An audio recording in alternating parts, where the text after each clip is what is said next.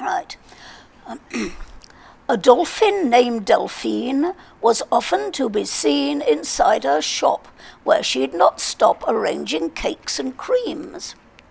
Delilah, Delphine's mum, made date delights, yum yum, and creme caramel with a wonderful smell, and in the customers swum. Delia, Delphine's mate, made dips and Dundee cake, and huge fruit tarts cut up in parts, topped off with chocolate flake. Delphine's dad, Delroy, was really quite a boy. As delivery man in his bright red van, he brought in jellies and joy. They came from far and wide. Then no one could abide to leave this shop. Instead, they'd flop right down and then decide to choose from the display a cake for which they'd pay. Then buy coffee, and then they'd see some friends with whom they'd stay to join in the fun with aid of scone or bun, and talk and joke with friendly folk whilst eating Sally Lunn, and have a friendly chat as at the bar they sat. No one felt lost, so glad they'd crossed o'er Delphine's welcome mat. Eventually they'd go, so this process was slow. They'd soon return, 'cause they'd all yearn for fellowship's sweet flow. But Scheherazade the shark was in a dreadful nark. I'll raise her rent, her profits dent. This demand was really stark. Delphine was most upset. This demand could not be met. At this increase her profits would cease, and she'd end up in debt. She'd have to close her shop. Her baking then would stop. Her family and friends would be at loose ends. It made her heart flip-flop. She talked to all her clients, who said, "Don't be compliant.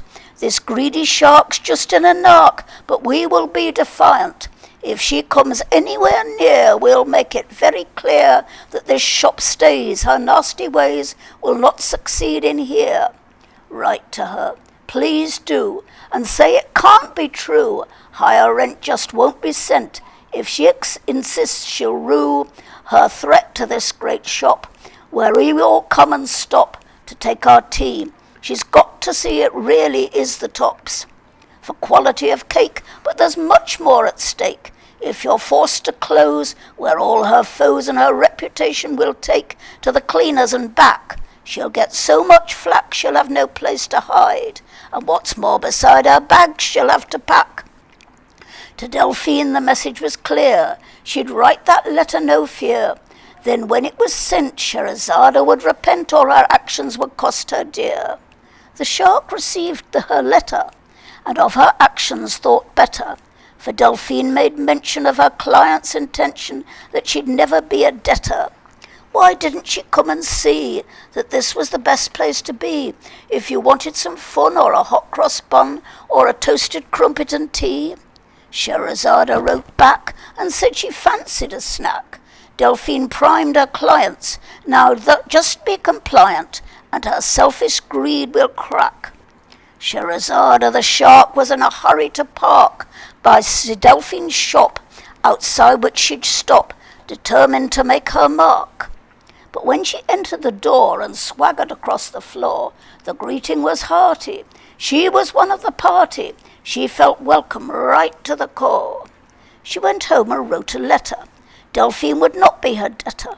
The shop would remain and stay just the same. They could ask for nothing better.